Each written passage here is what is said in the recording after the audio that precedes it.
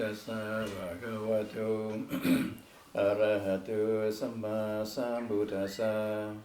Namo tassa bhagavato arahato samma sambuddhassa.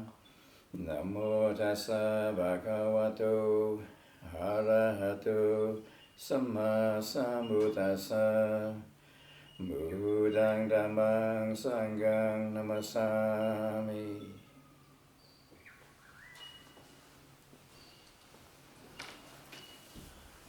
So this is part 5 of our investigation of the Satipatthana Sutta. We've already covered the instructions for the development of mindfulness, or clear non-judgmental awareness with regard to body, feelings, and states of mind. And now we move on to the 4th theme, which is formally it's the Dhammas, which I would translate as phenomena. And it kind of, each one of these different themes kind of follows on from the next one. So these, if you've been observing the states of mind from the last exercise, you may notice there's particular states of mind, a little more detailed. There are some states of mind which distract, disturb, de-energize, scatter the mind. And there's also some which brighten the mind, focus the mind, and lighten the mind anyway, not enlightened. But that's the factors of enlightenment. That's later, I'm afraid. But before we get to the factors of enlightenment, we cover the hindrances, kind of the very nitty-gritty of life, reality. And these hindrances, I mean, that's a translation of the Pali word nivarana, literally means hindrance, and in a relative sense they are hindrances because they do hinder the concentration of the mind, the focusing of the mind. They do hinder clarity of the mind. But if you look at it another way, these hindrances are also great sources of wisdom, because hindrances come from yourself, right? They aren't part of the soil here. They aren't part of the environment. They aren't part of the atmosphere, climate here. They come from ourselves. So if you are able to investigate those hindrances, you learn a lot about yourself. Especially if you're able to, you can say, liberate yourself from the hindrances. It's liberating yourself from various aspects of yourself.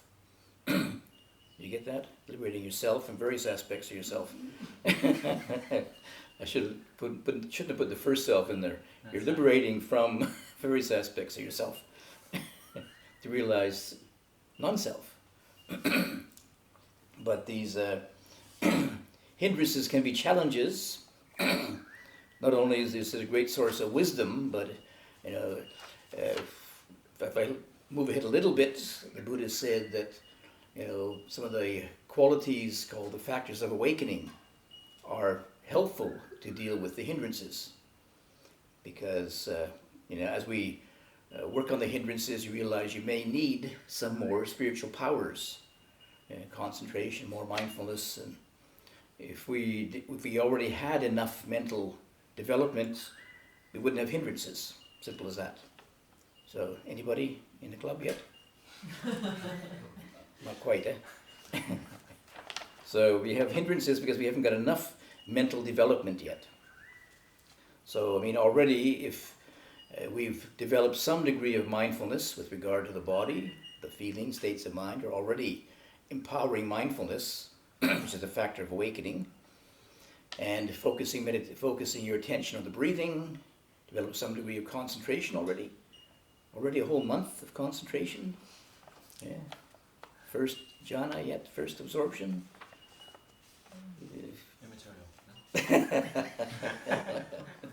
A little more concentration anyway, and of course energy hopefully, and a few other factors.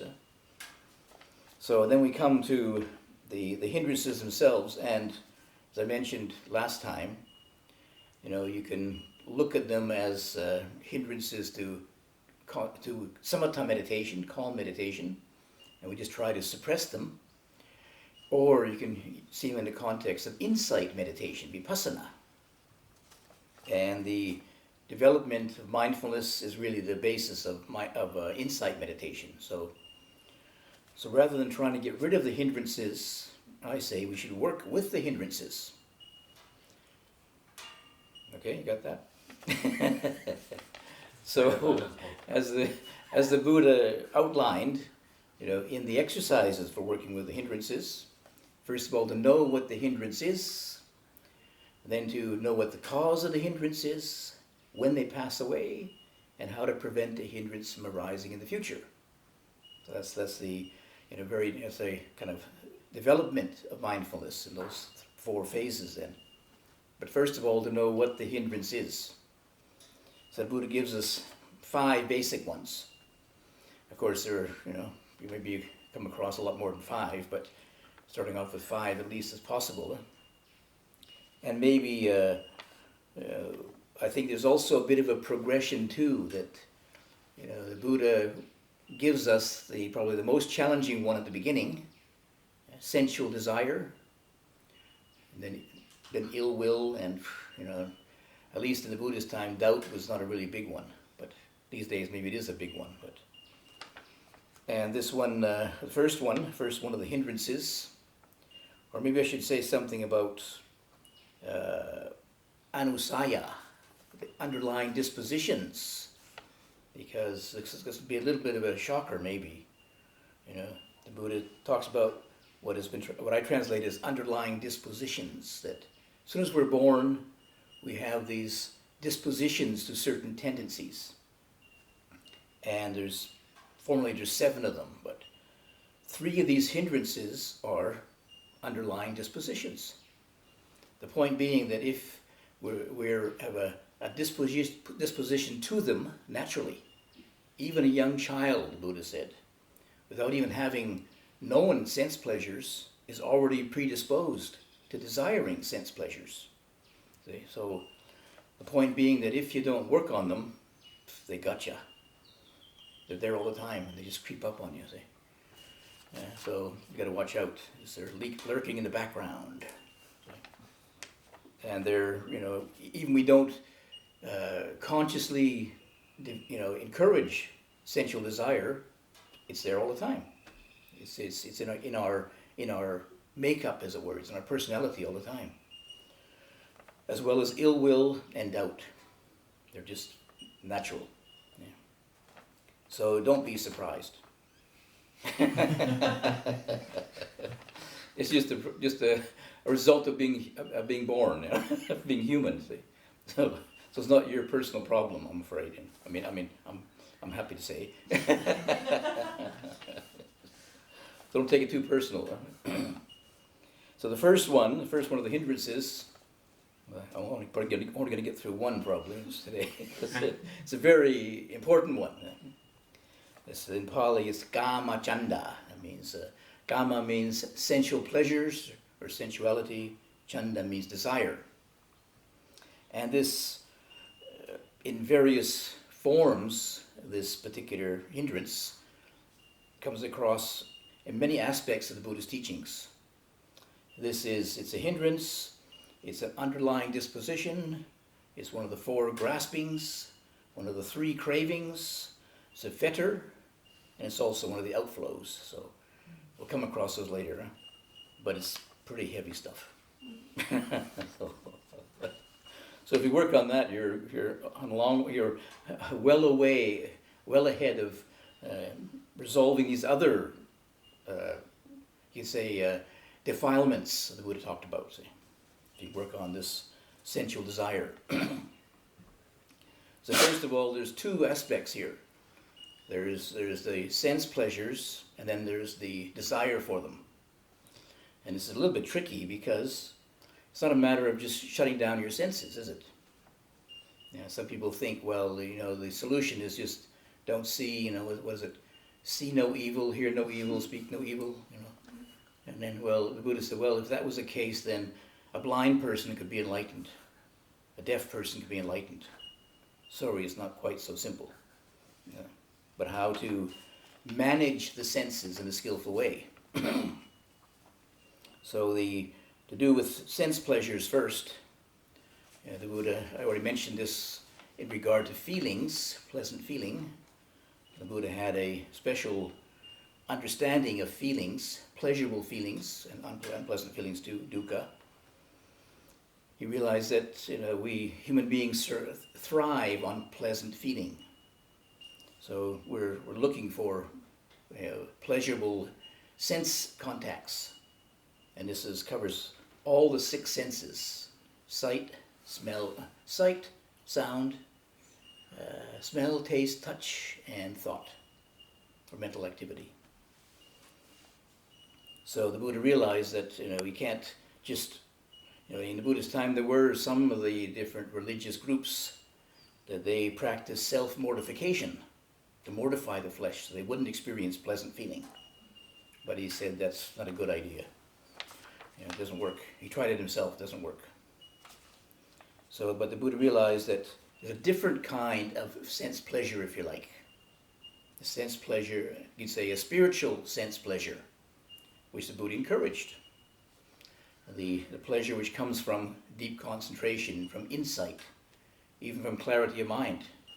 When you experience some degree of strength in mindfulness and concentration, isn't it you notice some kind of pleasant feeling arising?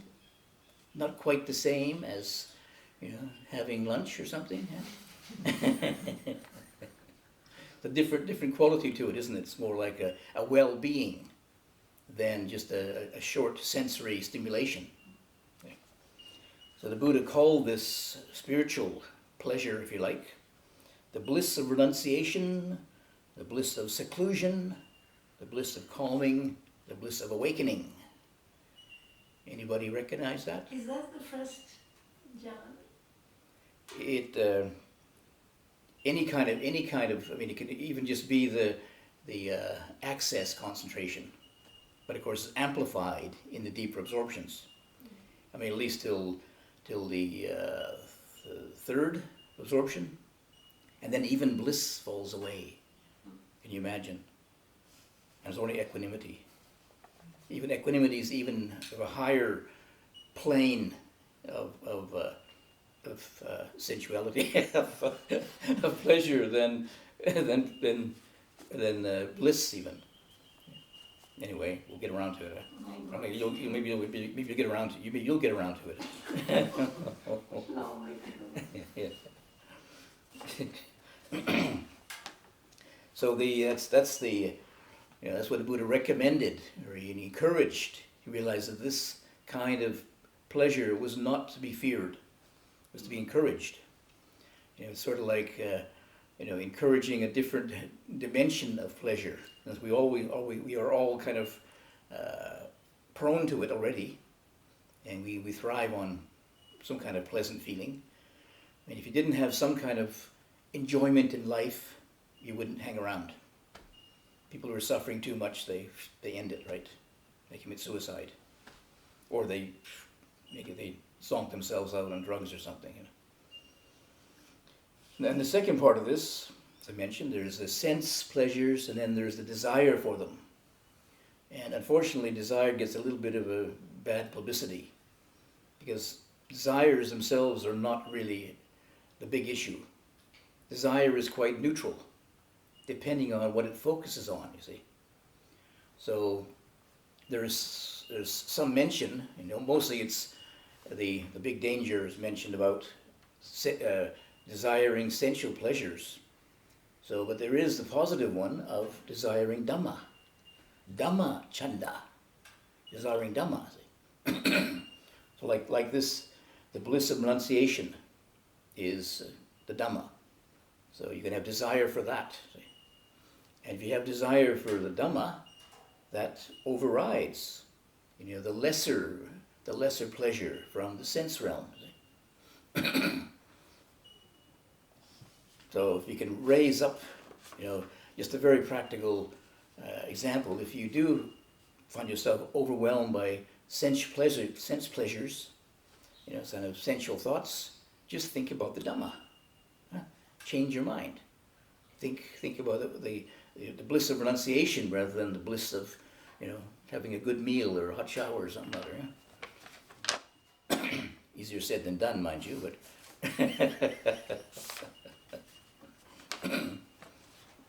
but sometimes, if your mind is distracted or you feel a bit bored or something, then your mind can drift. It's a tendency to drift into sensual pleasures. When I went there, it was wonderful. I did this and I did that, and just bring your mind back to the Dhamma. What was that fourth mindfulness theme again? And you're back in the present moment in the desiring Dhamma again. See? So then we come to, once you recognize what sensual pleasure is, and this is a little bit tricky because, you have to be able to access it. But ideally, you have enough concentration that you can touch into sense pleasures and not get taken over by them. If you find your mind getting absorbed into sense pleasures or thinking about them, just go back to the breathing, which is pretty neutral. Huh? Unless you've had a very positive experience with the breathing, then it's still a very encouraged pleasure to be back on the breathing again. Be centered on the breathing and bring up the calm and the collectedness of the experience of breathing, with the breath. So when we come to the causes, and of course, everybody has their different type of sense pleasure that they specialize in. Some people are visual sensualists. Some are sound sensualists. Smell? Yeah, I guess so. Yeah. There are perfume connoisseurs. There are tastes, of course. There's gourmets, right? They specialize in wonderful tastes, touch, and thoughts. Some people are thought sensualists. They just have all kinds of fancy thoughts in their mind, or interesting thoughts, or just maybe distracting thoughts.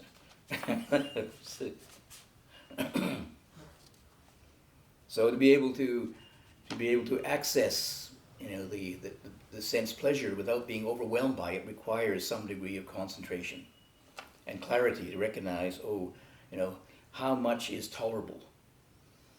So sometimes it's too much, pull back. Other times, if you just stay with something like the calmness of the breathing, you never become aware of the sense pleasures. And some people, they just bliss out in concentration, and then they can't handle the sensory realm.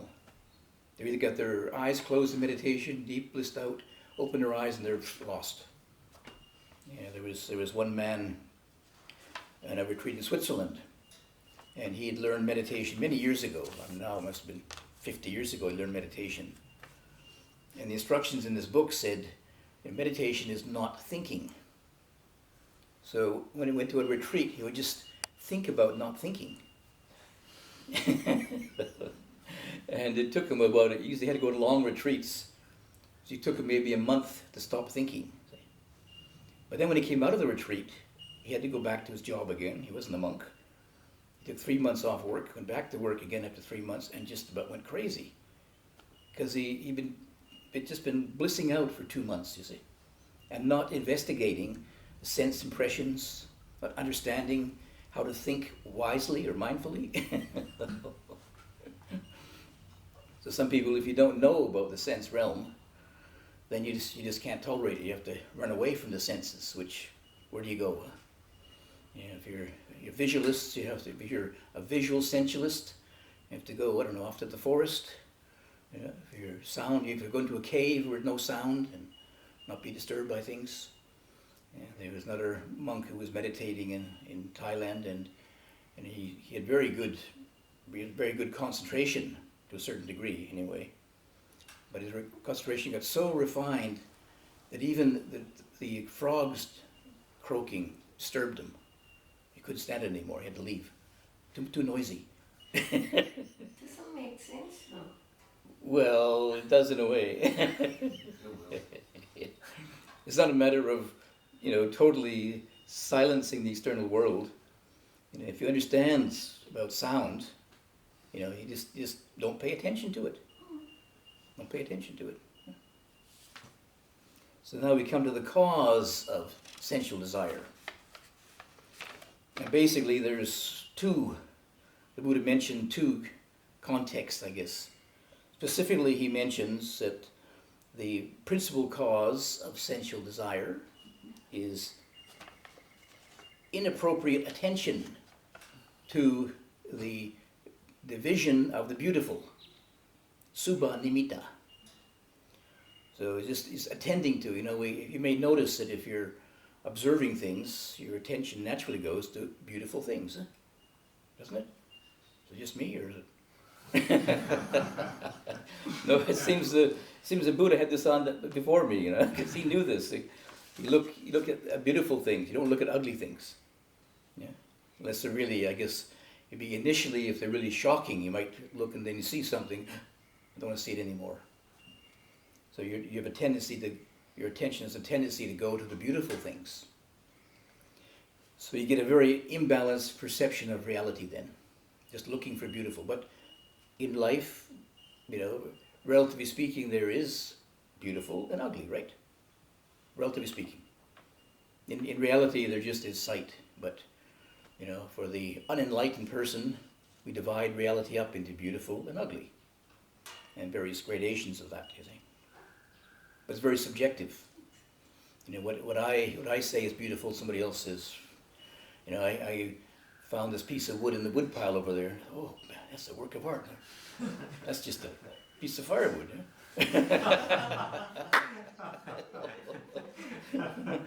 So when they weren't looking, I took it to my... It looks like an abstract work of art. But to somebody else, it's just a piece of firewood, so it's all relative. But I didn't desire it too much. It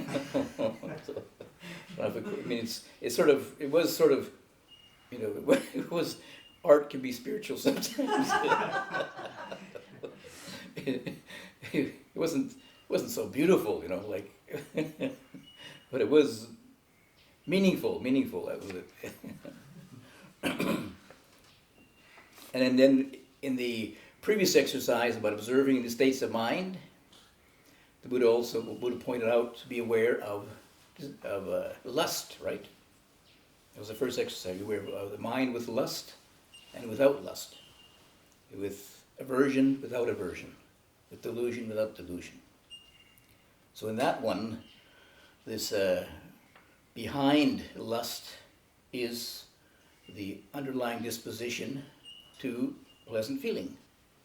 We desire pleasant feeling. So these kind of work together, because what you define as being beautiful, of course, gives you pleasant feeling, right? You go back to feeling again. If something's ugly, it's not pleasant feeling, right? So they kind of feed upon each other, see? And another cause is, Buddha also pointed this out, that sometimes when people have too much pain and they don't know the liberation from pain, or dukkha, then they seek an escape in pleasure. Yes, the proverbial, I guess, many of the people who take intoxicants, a lot of them are suffering terribly. They just can't handle it, so they have to escape into some kind of sensual realm, altering their chemistry and forgetting about their pain. So if we understand those causes, then, as the Buddha points out, the laws of cause and effect, you apply some particular method to deal with the cause. Trying to get rid of the sensual pleasure is not the result. It's not going to result in a positive result. Yeah. But if you look at the cause of it, when you remove the cause, like dukkha, you have to look at the cause of dukkha. Only by dealing with the cause does dukkha collapse. So many people are looking at the wrong place. They're looking at how to get rid of sensual desire. Close your eyes. Don't look. Don't think. But look at the cause of it. Why is there this coming up in your mind in the first place? And deal with it there. When you resolve the cause, then the result collapses or fades away or dissolves. So the kind of practical or the most common, if the cause of suffering is inappropriate attention to the beautiful, then the way to deal with it is to give appropriate attention to the unbeautiful. Yeah, totally logical. Yeah. Of course, it's not our favorite topic. We prefer the beautiful. But, so as I mentioned in those exercises with regard to awareness of the body, there was two of them are referred to in different contexts as asubha. The 32 parts of the body and the contemplation of the decaying corpses. So again, they aren't major themes. In Thailand they are, in Buddhist countries, people are used to it. Yeah. Every morning you do I think even here too, you do 32 parts of the body. Yeah. Yeah. But it's not in the average person in society, they wouldn't, they look at the beautiful body, right? You look at in the hair shampoo commercials, look at the hair is gray and falling out. You look at, I have, whatever it is, something beautiful hair. Because I use this kind of soap. They wouldn't sell the soap if it made their hair ugly, would it?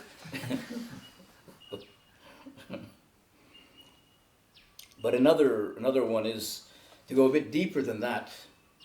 I would say that if sensual desire is a real problem, then maybe you have to work on these asubha meditations, at least a little bit anyway. Because the point is not to change your perception that the body is ugly, is loathsome and ugly, but to see it in a more balanced way. Instead of looking at the beautiful, if you meditate upon the unbeautiful, then we get a more balanced view of the body.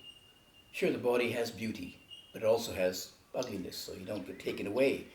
You don't desire only the beautiful. The desire doesn't land on only one part of reality, only the attractive part of reality. And you see the unattractive part, you realize, this isn't quite so wonderful as it's made out to be in the fantasy stories, the romance stories. But to go a bit deeper than that, as it goes back to the perceptual process, why we see things only in a beautiful way.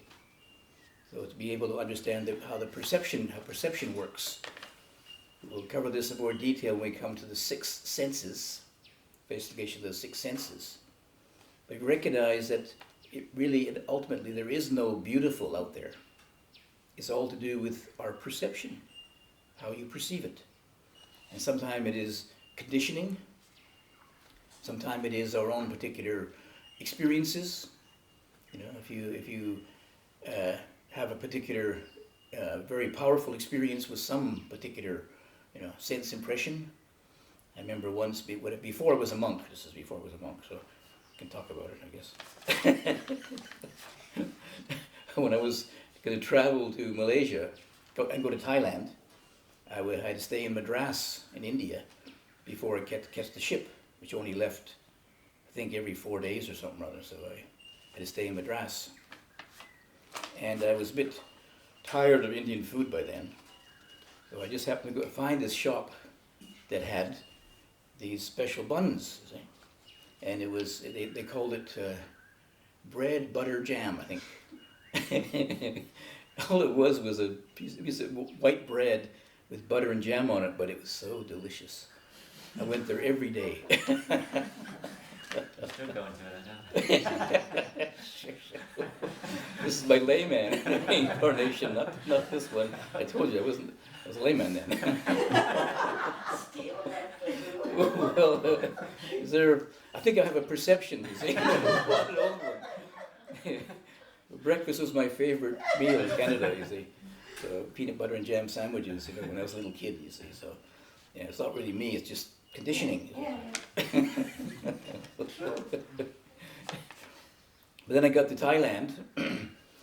in the monastery, we didn't have supper in the evening, and I was haunted by these jam buns. You're walking up. One day I was walking up and down the meditation path, and the end of it was one of these jam buns waiting for me.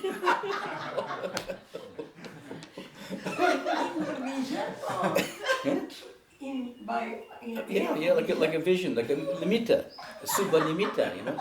It was just waiting for me to. This was 6 o'clock in the evening when I'm really hungry, you see. So you see how these conditioning creeps up on you like that, you see. It took a long time before I just thought about it now, actually. I'm still not over it yet.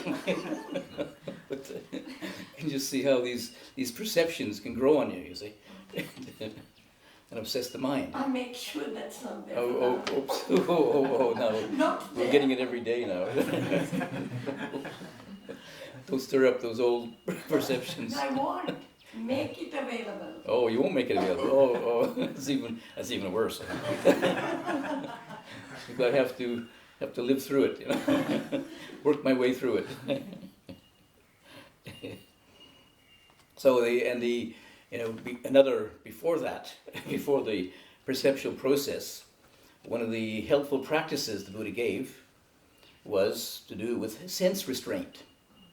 He recognized that it is the contact with beautiful things. So the Buddha pointed out the value of sense restraint, so you don't get overwhelmed by, things which could cause sense stimulation and sensual desire. There's 3 things he recommended. 3: sense restraint, moderation in eating, and what's called wakefulness, which was wakefulness to the Buddha.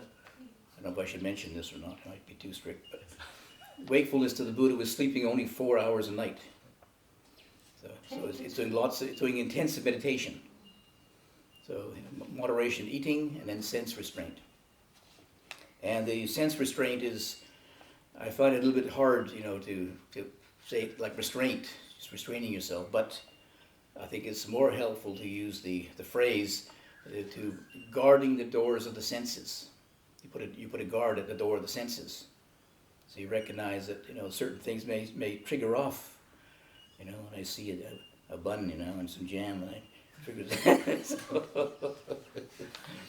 So don't put out strawberry jam tomorrow. I was just thinking of that.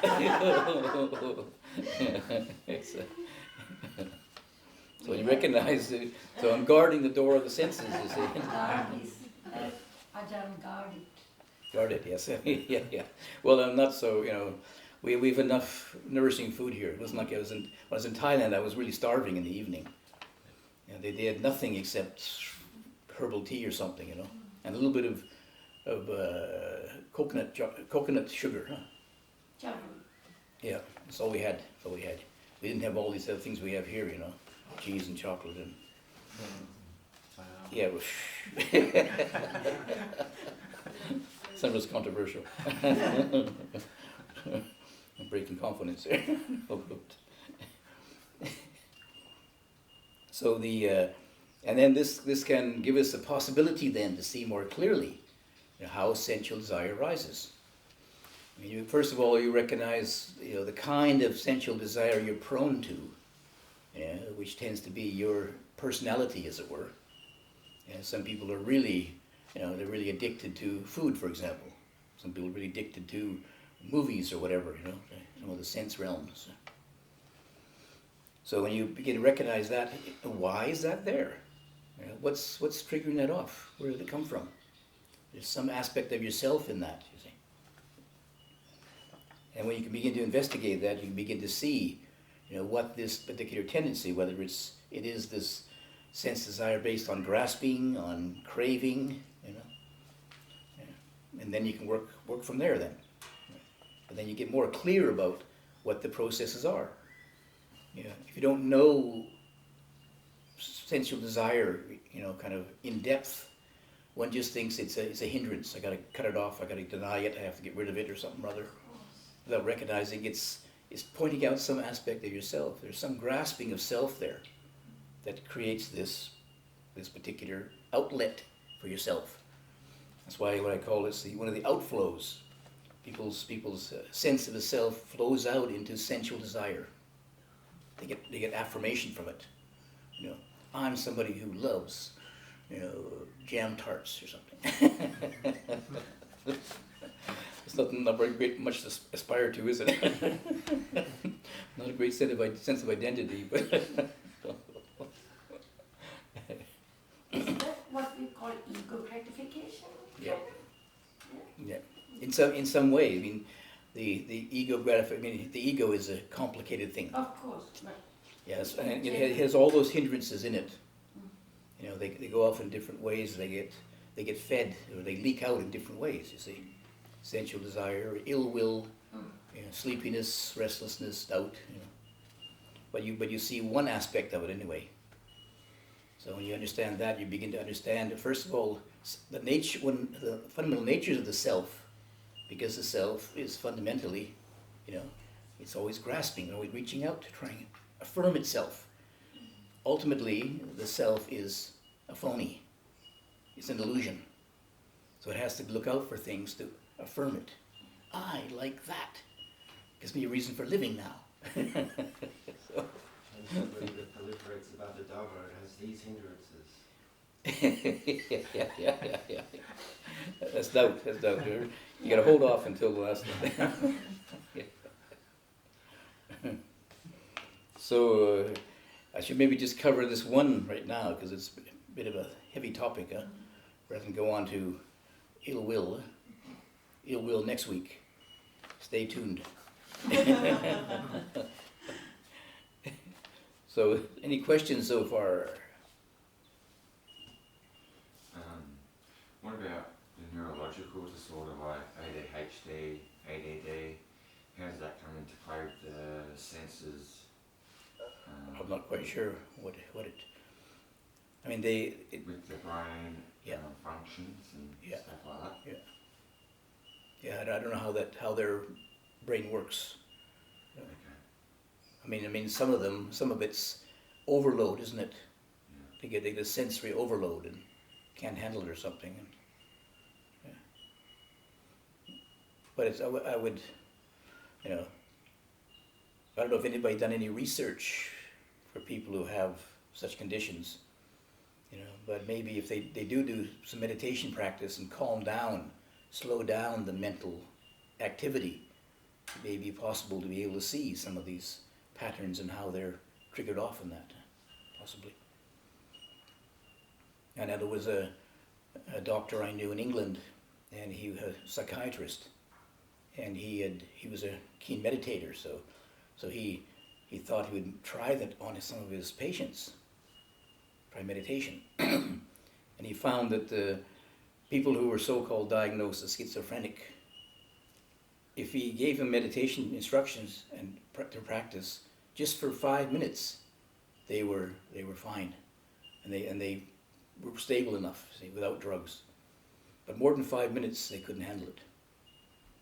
They haven't got the trained attention. The attention goes into fantasies and hallucinations and things, and but for 5 minutes they could hold it together. So maybe it works another, you know, it's that would be somewhat similar, that it is a, you know, just a brain dysfunction somehow. It could also be doubt.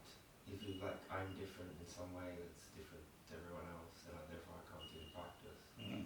That would be perhaps an hindrance of doubt. Yeah, but it could also be, you know, the next topic, self-aversion. You see,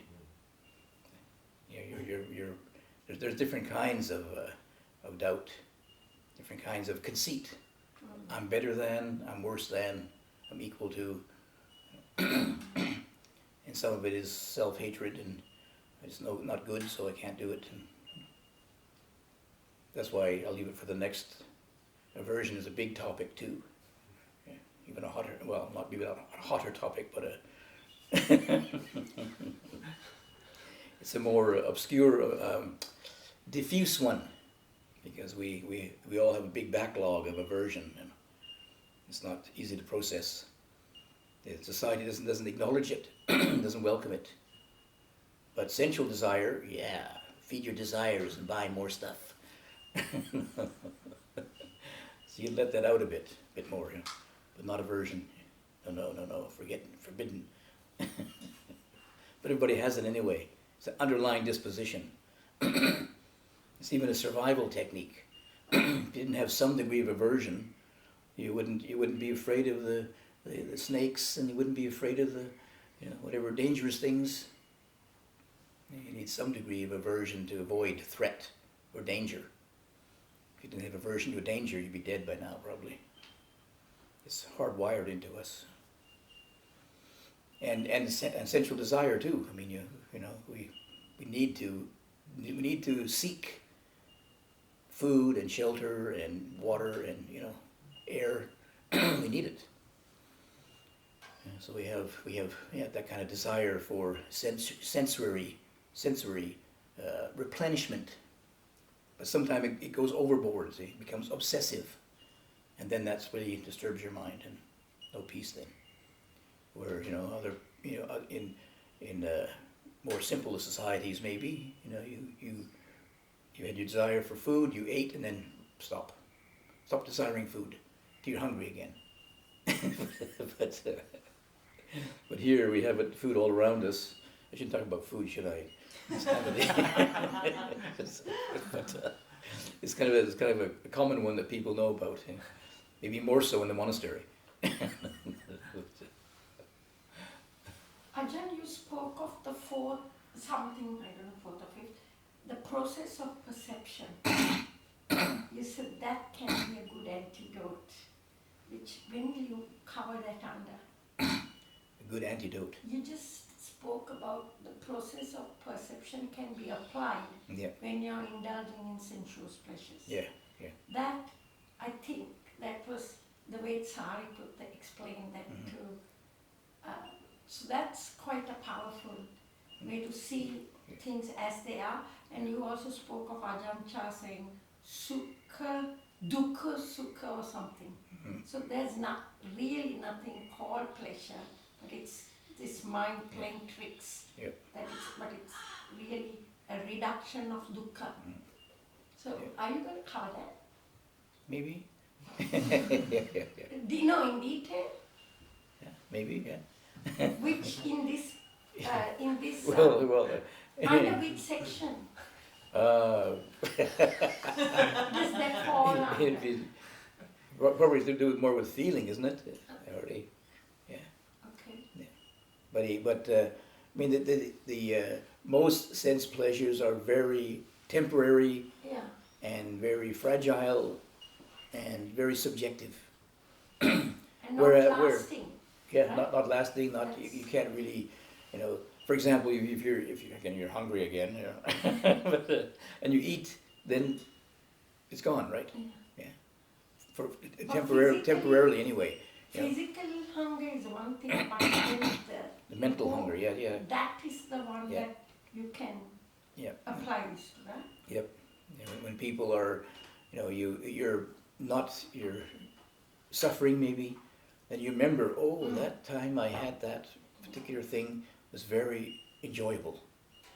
So then you start to remember it or fantasize about it. And if I can do this, I can get that, and then I can recreate that experience again, but very unlikely. Very unlikely. That's It just fools you into thinking that that'll happen again, but rarely happens. And then you compare with this. Every time you have this memory, you try to compare and get dukkha. Yep. So when you think like that. Yep. And I would say be careful not to look at these various practices as antidote. We aren't trying to get rid of them. We aren't trying to antidote them. To calm you, to balance. Yeah. To help us to see them more clearly. Yeah. You can't remove it, of course. No. But I mean, we usually hope for an antidote. You can just take the pill and no more disturbing sensual desire. It sounds like the same thing, different pleasure. Yeah. You crave a better sensual desire to get rid of the coarse one. But the only one the Buddha recommended was the bliss of renunciation, which is sort of like of a different order, different dimension, you see. Like once you've been able to develop concentration, then you learn a skill which you can benefit from any time, ideally, if it's strong enough. And you can sustain it then. And it even gets nourished and developed and stronger and more deeply entrenched in our being. It's not just a temporary, fleeting, taste or smell or sound or something or other. It's entirely beyond the realm of the senses, isn't it? Yep. So you're not relying on the senses at Yep. all. Yeah. The senses are not very reliable. No problem. Is talking about like not all desire being necessarily bad. Of course, there was Dhammachanda, and also one of the senses is being thoughts.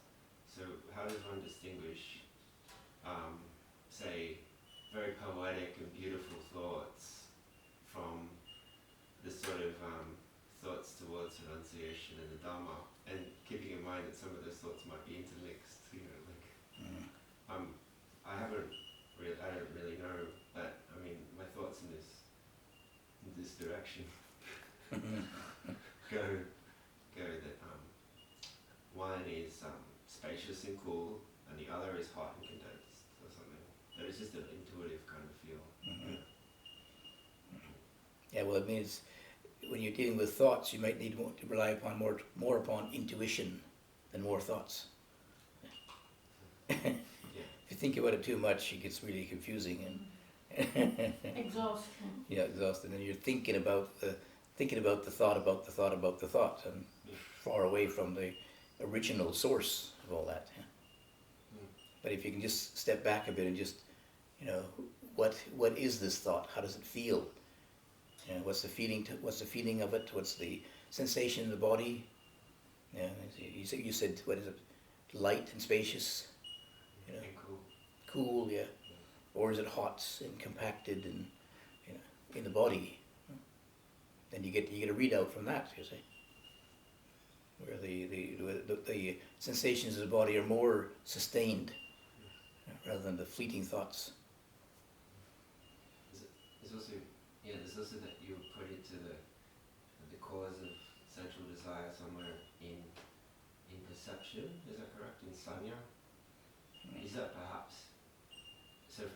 For instance, in the cause of it, is that you're talking in dependent origination? Is it the creating a perception or a sense of an object, or is it? Because I can feel something. I mean, I don't know. My intuition on this is like even when I just said that thing before about Dharma thoughts, felt like there's some like coarse way I was just objectifying things and just making it lead to future, proliferation.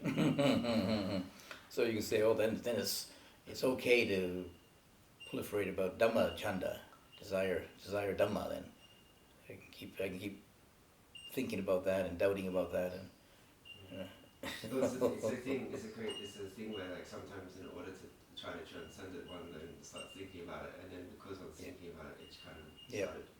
As soon as you've done it, you've kind of objectified it. So like there might have been some insight, but then the insight becomes corrupted, and the process of the insight becoming corrupted is in that process of perception, like having made an object of it, and then that creates the object of desire, that then creates the future for proliferation.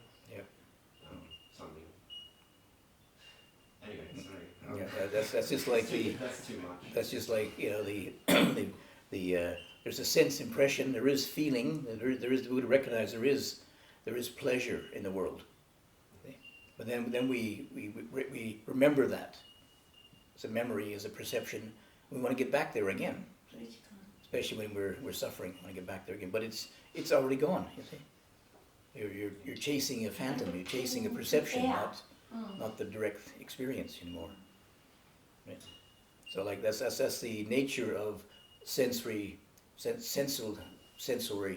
stimulation. It's very fleeting and very unreliable. Is this part of the meaning of emptiness. So if, for instance, one is trying to chase some object like an apple, I really want an apple, but there's actually no such, there's never going to be the same experience. So it's kind of like the apple is empty. Is it also empty of real happiness? Empty of real happiness. I would say it's, you know, there is gratification, but not satisfaction. Not really satisfying. It's still going to be unsatisfactory. It's going to be dukkha in the end. Yeah. You get disappointed. Yeah. Yeah. But you have to recognize there is gratification temporarily. But Buddha said it's not worth buying into, not worth holding on to, not worth grasping, because it's just like, you know, it's a mirage. But a mirage is real as a mirage, right? An illusion is real as an illusion, as long as you recognize that. But you chase the illusion and you're going to be frustrated and suffer in the end because it's not real, it's an illusion. But If you're living in a world of illusion, you better treat the illusion as somewhat real, or look at the people will come after you with a stake or something. Could that be related in some ways as like an apparent truth and an ultimate truth in that sense? Yeah. Like what it appears to be and what it actually is? What it actually is, yeah. And you can see it as it really is, yeah. That's why, you know, the Buddha is encouraging bringing mindfulness to sensual desire, bring clear awareness to it. People don't see it clearly, and then of course they think it's real. They build their life around it. The Buddha says, bring mindfulness to it and look really closely, look really carefully now. There's a sense desire, then there's a cause of it, and there's the ending of it, and yeah. When you look at it more carefully, more objectively and more carefully, then you can see you see through it. And that's what it is. It's been fooling me all this time. You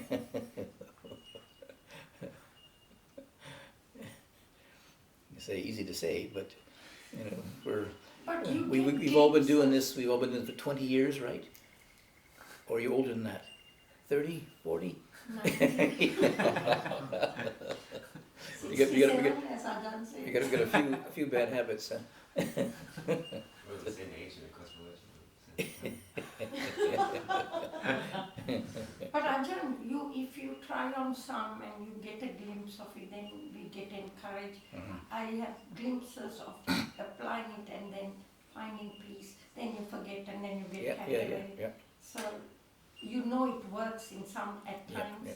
So you keep persevering. You have the first of all you have the trust or the faith that it works. Sure. You know, and then when you begin to see the results, you get confident. Exactly. Yeah. Even though sometimes it's, you know, your mind drops into confusion again, but that's just the old habits again. But it keeps you nourished that it is possible. Yeah. And sometimes the practice kind of comes together more easily, and other times it, you know, you just have to keep at it, slogging along. Good when a lot of like what you don't desire doesn't happen, like one after the other, it's good to awaken you. Then you start thinking, otherwise if everything goes to your liking, you forget and become crazy, like have a good time. Yeah. But it's good to And then you get adversity tripped up and then it wakes you. yeah. And we say then you need to fall into hell again. It wakes you up again. Yeah. Slap in the face. Yeah. Happened last week. And I woke up. You woke up. You're waking now. No. Is that a claim? A second. There's in the Sutta, there's the line, it comes to understand the how the arising of unarisen sensual desire comes to be. Is that referring to, like, you know, saying like, I really like red snakes, but you know, or say, okay, just for the sake, I really like corn chips, but I know there's no corn chips for at least 15 kilometers from, you know, Wiseman's Ferry. And So No, the it's not that desire far. for arising of corn chips is not reason. Mhm. So the conditions are get away from corn chips. Is it as coarse as that, or is there other sort of aspects to it? Well, that's where you can see the the different kinds of perception. Then, yeah, you might depends how strong that obsession is, that desire is.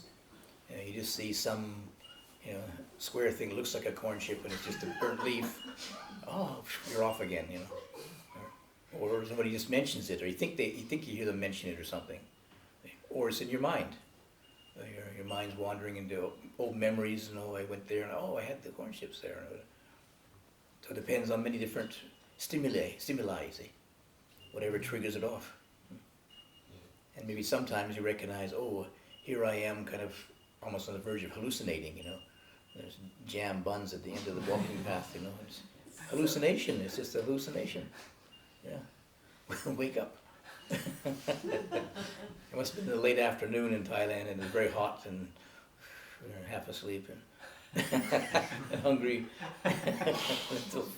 But then you wake up and realize, it's just a hallucination. But it did also, it gave me an insight in just how real hallucinations can be. Because all these factors come together, the hunger and the memory and the situation, and you can hallucinate all kinds of things, but it's just hallucinations. Time you kind of pinch yourself or put your feet in the ground again, and it's gone. One way that jhanas are defined is that secluded from the hindrances. Is that correct? Yep. Yeah. So we're obviously not literally talking about seclusion from corn chips or something. Well, that's essential desire, isn't it? Yeah. So it's not always literally 15 kilometers away. That might be helpful. So you run away from it, yeah. Yeah. Yeah, you don't even get the smell of it even. Yeah. And then somebody throws a package down on the trail somewhere, and oh my goodness, So stir it up again. As well, like we see that maybe the perception has come up, and from past experience, that's just trouble. Mm-hmm. So you're just like, Yep. think of, have a look at the sky. Yep. Or something. Or just directly mind elsewhere. Yep. So it's sort of.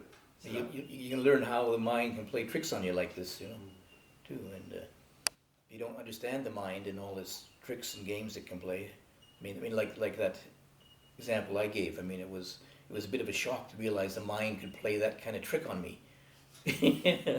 I wasn't even in the same country. It wasn't, I was in a monastery, not out in the city near a restaurant, but it can play that trick of creating this jam bun, right? Like, my goodness, what this mind can get up to, watch out. You better be very careful. and the jam bun probably wouldn't be as good as like a Corn chip. or something. See, you have your kind of conditioning, and but it's just, and then all those factors, they just come together. See, and what the mind can create, the illusions or hallucinations it can create, is quite shocking. What's real? Magician. Oh yes, yeah.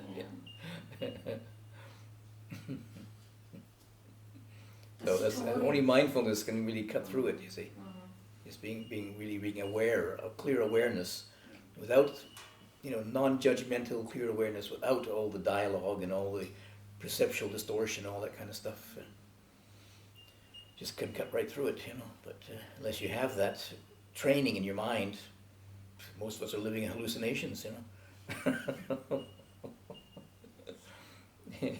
And when we're prey to, all the input we're getting, from television and media, and it's all being triggered. Condition. If you know something about studies of psychology, and how like the advertising industry, they call it, I forget what they call it now, but they can give little triggers, and your mind remembers it unconsciously, remembers imprinting. I think they call it imprinting, and it's quite scary actually. One of their favorite appeals is like, are you this kind of person? Yeah. corn chips and jam buns. They're more subtle than that. It's interesting that, well, I don't know if I mentioned it, but in England, they're very, very sophisticated advertising, extremely sophisticated. There was one big billboard, and it had this, I think it's purple, all purple, and one little slit on it. And people, what is that? It wasn't any, it wasn't any glaring headlines. There wasn't any, any big glaring writing on it. Just a little slit in it, and it was silk cut. I think it's cigarettes, isn't it? I think it's some kind of cigarettes. And this was silk cut cigarettes. Yeah, but you just looked at it.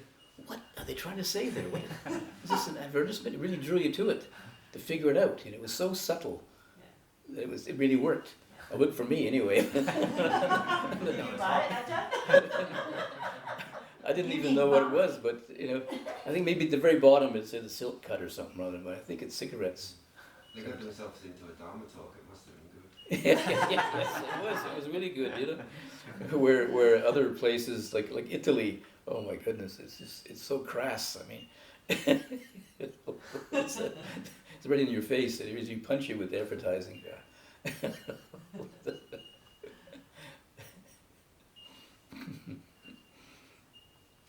So anyway, sensual desire. So hopefully you can investigate it next week or so, and then we come to the next topic, ill will. It's also another big one. As the Buddha mentioned in the being aware of the states of mind, the three main sources of unskillful action: greed, aversion, delusion. And so greed and aversion, and you can say maybe delusion is sleepiness, restlessness, and doubt. Is the next three are forms of doubt. So there's greed, we're working on greed now, or sensual desire. So if you can really understand that, boy, you're 1/3 the way to enlightenment. Just 2 more to do. Working through greed, you just got aversion and delusion to go. Bit by bit, step by step, thought by thought. So, okay, this is enough for tonight. Sounds